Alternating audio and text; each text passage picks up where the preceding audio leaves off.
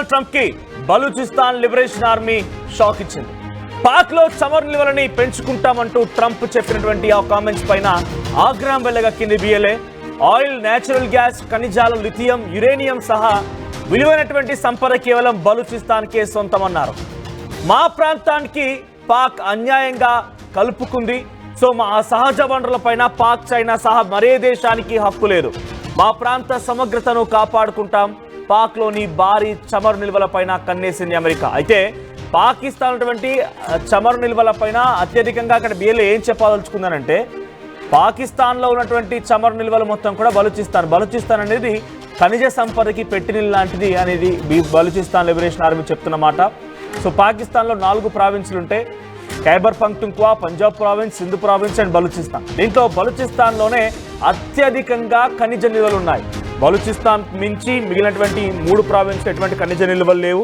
So అత్యధికంగా దేశ ఆర్థిక వ్యవస్థకు సంబంధించి 60% కూడా ఈ బలూచిస్తాన్ లిబరేషన్ ఆర్మీ నుంచే వస్తుంటుంది. అక్కడ హార్బర్లు కానివ్వండి, మినరల్స్ కానివ్వండి, అత్యధికమైనటువంటి ఖనిజ విలువల్ని మొత్తాన్ని కూడా పాకిస్తాన్ వాడుకొని వాటిని అమ్మకానికి పెట్టి ప్రస్తుతానికి మరింతగా తమ ఆర్థిక స్థితిగతులను పెంచుకోవాలన్న ఆలోచన పాకిస్తాన్ ప్రభుత్వం చేస్తోంది. ఇప్పుడు బలూచిస్తాన్ లిబరేషన్ ఆర్మీ ఏమంటుందనంటే, ఇప్పటికే పాకిస్తాన్ మమ్మల్ని కలుపుకొని మమ్మల్ని తీవ్రంగా నష్టపరుస్తోంది, మళ్ళీ మీరు వచ్చి ఈ రకంగా చేస్తారంటే మీకు ఖబర్దార్ అన్నట్టు కూడా డొనాల్డ్ ట్రంప్కి బిఎల్ఏ హెచ్చరికలు జారీ చేస్తోంది. సో పాక్లోని భారీ చమురు నిల్వల పైన అమెరికా కన్నేసినట్టుగానే కనబడుతోంది. ఇప్పటికే పాకిస్తాన్, చైనా మమ్మల్ని నిలుదోపిడి చేస్తున్నాయి, మళ్ళీ మధ్యలో మీరు వచ్చి మమ్మల్ని నష్టపరుస్తారంటే ఎలా అన్నట్టు కూడా ఒక వార్నింగ్ ఇస్తున్నారు. పాకిస్తాన్తో ఆయిల్ ఒప్పందం చేసుకుంటోంది అమెరికా. అయితే పాకిస్తాన్ ఆయిల్ను భారత్కు అమ్మాలని ట్రంప్ స్కెచ్ చేస్తున్నట్టుగా ఒక చర్చ జరుగుతోంది. ఒకసారి మనం ట్రంప్ ట్వీట్ కూడా చూద్దాం. ఆ ట్రంప్ ట్వీట్ అర్థం చేసుకుంటే, ట్రంప్ ఇక్కడ చేసే ట్వీట్ చూడండి, లాస్ట్లో మీకు చూపించే ప్రయత్నం చేస్తాను. అక్కడ we have just concluded a deal with country of Pakistan whereby Pakistan and the United States will work together on developing their massive oil reserves.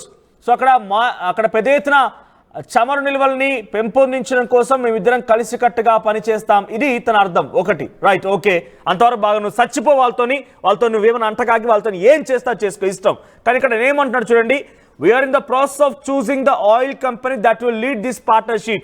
ఏదో ఒక ఆయిల్ కంపెనీ దీంతో పాటుగా దీన్ని లీడ్ చేసే విధంగా పార్ట్నర్షిప్లో వస్తుందని చెప్పి మేము ఆశిస్తున్నామని చెప్పి తన తర్వాత కింద ఆయన ఒక కామెంట్ చేశారు. దాంట్లో ఏమంటున్నారంటే ఆయన, who knows, maybe they will be selling to India someday. భారతదేశానికి ఆయిల్ అమ్మడానికి పాకిస్తాన్ ఇస్తున్నావా? ఆ మాట అనడానికైనా 4 కన్నా లేకపోతే ఇంకేమైనా అనుకోవాలా? డొనాల్డ్ ట్రంప్ ఇప్పటికే పాకిస్తాన్ భారతదేశం పైన కుట్రలు పన్నుతోంది, భారతదేశం పైన దాడులు చేస్తోంది, మా భారతీయులను హతమారుస్తోంది. భారత ప్రజల్ని పహల్గామ్ దాడిలో ఏ రకంగా 23 మందిని హతమార్చిందో చూశారు. ఇదంతా కళ్ళలో మీకు సాక్షాత్కారంగా కనపడుతోంది. ఏకంగా మీరు సైతం, అంటే అమెరికా సంబంధించిన ఇంటెలిజెన్స్ సంస్థలు కూడా ఇక్కడ జరిగింది ఏంటి అనేది మీరు కూడా ఒక రకంగా ధృవీకరించుకున్నారు. దాంట్లో వెనుక ఉంది ద రెసిస్టెన్స్ ఫోర్స్, అదొక ఉగ్రవాద సంస్థ, దానికి వెనుక నుంచి ఆర్థిక స్థితిగతి అందిస్తోంది పాకిస్తాన్ అని చెప్పి అంతా నిర్ధారించుకున్నారు. ఏ మొహం పెట్టుకొని ఇంకా మాట్లాడుతున్నారు? ఇంకా పాకిస్తాన్ నుంచి ఆయిల్ మేము కొనుక్కోవాలా? Someday they may be coming అట. ఏంటి ఇదేనా నువ్వు చెప్పేది? అమెరికా ఐ లవ్ యూ అంటావు, అమెరికా దేశాస్తులకు సంబంధించిన ప్రజలు చాలా పవర్ఫుల్ అంటావు. వాళ్ళు మీరు అంట కాకొని భుజం రాసుకొని మీరు ఒకరి దాంట్లో ఒకరు అక్కడ ఏం చేసుకున్నా పర్వాలేదు, కానీ ఇండియాని ఇన్వాల్వ్ చేయడం తస్మాత్ జాగ్రత్త. ఇండియా ప్రజలు కూడా కొంత ఆగ్రహంతో ఉన్నారు. అమెరికా అధ్యక్షుడు అయితే మాత్రం మా ఆత్మగౌరవాన్ని దెబ్బతీస్తే ఊరుకునే ప్రసక్తే లేదు. అమెరికా ఇప్పటికే డొనాల్డ్ ట్రంప్ మీరు స్వయంగా పాకిస్తాన్కి వెళ్ళి పాకిస్తాన్ అక్కడ ఉన్నటువంటి ఆర్మీ చీఫ్ని మీ ఇంటికి పిలుచుకొని, మీ దేశానికి పిలుచుకొని వాడితో ఒక రకంగా చెప్పాలంటే, I mean sorry to say this, మీ అందరికీ నేను క్షమాపణ కోరుతున్న ముందుగానే పదం వాడుతున్నందుకు, సరసాలు ఆడాడు ఆయన. ఏం సరసాలంటే ఆయన పిలుచుకొని, వాడు ఫీల్డ్ మార్షల్ అట, వాడు పెద్ద గొప్ప ప్రతిభ కలిగిన వ్యక్తి అట, వాడిని పిలుచుకొని అక్కడ అమెరికా ఆర్మీ డే రోజున పరేడ్లో తనని కూర్చోబెట్టుకోవడం ఒక వ్యక్తి అయితే, ఆ తర్వాత ప్రైవేట్గా మనకి డిన్నర్ పార్టీ ఇచ్చాడు.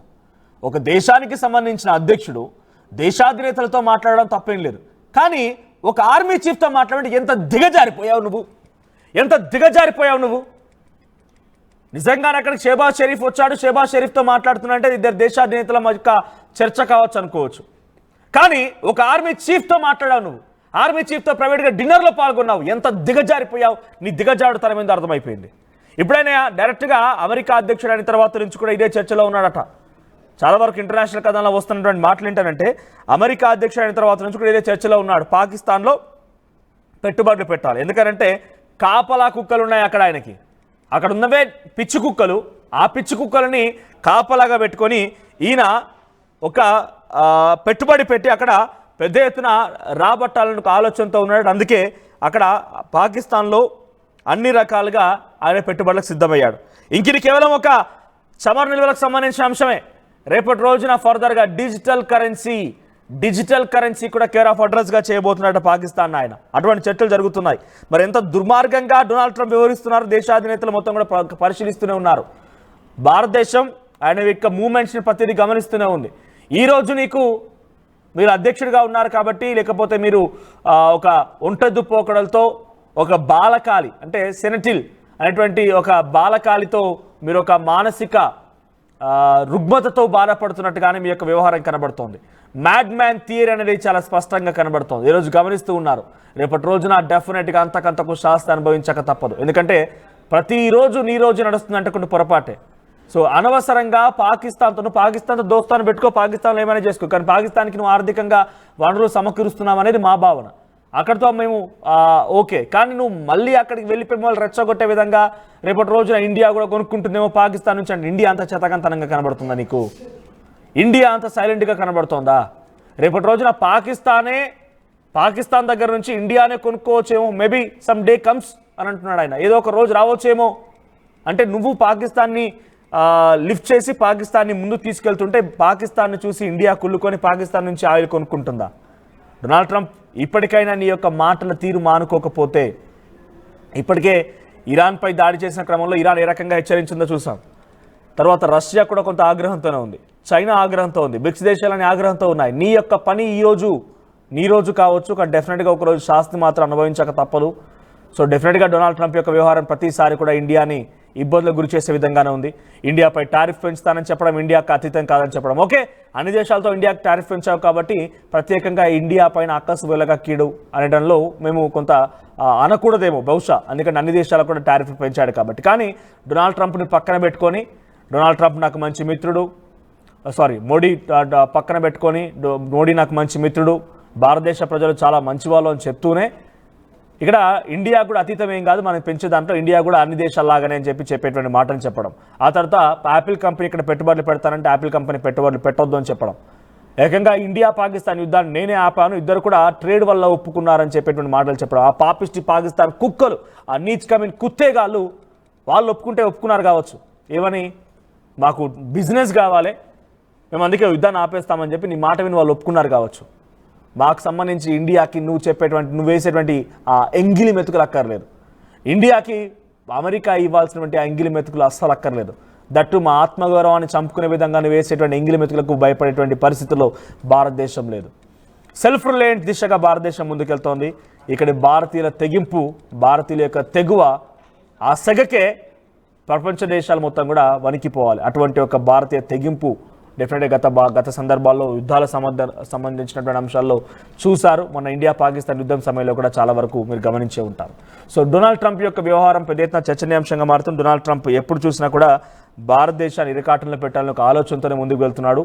పాకిస్తాన్లో చమురు నిల్వల్ని పెంపొందించి దానికోసం కొన్ని కంపెనీలు ఇక్కడ పెట్టుబడులకు రావాలని అడుగుతూ, మరోవైపుగా రేపటి రోజున భవిష్యత్తులో మేబీ ఇండియానే పాకిస్తాన్ నుంచి చమురు కొనుక్కోవచ్చేమో అనే రకంగా ఆయన మాట్లాడుతున్నాడు. ఆయన అహంకార ధోరణి, ఆయన దొందుడుకు స్వభావాన్ని, ఆయన యొక్క మ్యాడ్ మ్యాన్ థియరీని, మానసిక రుగ్మతతో బాధపడుతున్న డొనాల్డ్ ట్రంప్ వ్యాఖ్యలుగానే మనం భావించాలి. బికాజ్ డొనాల్డ్ ట్రంప్ ఎప్పుడు చూసినా ఏదో ఒక రకంగా తన కిందికి వెళ్ళిపోయి మోకరిల్లిపోయి తను ఏది చెప్తే అది వినాలన్నట్టుగా వ్యవహరిస్తూ ఉంటాడు. సో ఏ మాత్రం ఎన్ని ఎత్తుగడలు వేసినా, ఎన్ని స్కెచెస్ వేసినా, ఎన్ని రకాలుగా ప్రయత్నం చేసినా భారత్ ఎట్టి పరిస్థితుల్లో నువ్వు చెప్పేటువంటి మాటలకు లొంగదు. నువ్వు చేస్తున్నటువంటి ప్రయత్నాలు మొత్తం కూడా విఫలయత్నమే. కానీ పాకిస్తాన్తో భారత్ని పోల్చడమే నీ మూర్ఖత్వం, పాకిస్తాన్తో భారత్ని పోల్చడమే నీకున్నటువంటి దిక్కుమాలిన మాట. ఇంతకు మించి ఏం చెప్పదలుచుకోలేదు. సో డొనాల్డ్ ట్రంప్ సంబంధించినటువంటి వ్యవహారం పైన మీ అభిప్రాయం ఏంటి? కామెంట్ చేయండి.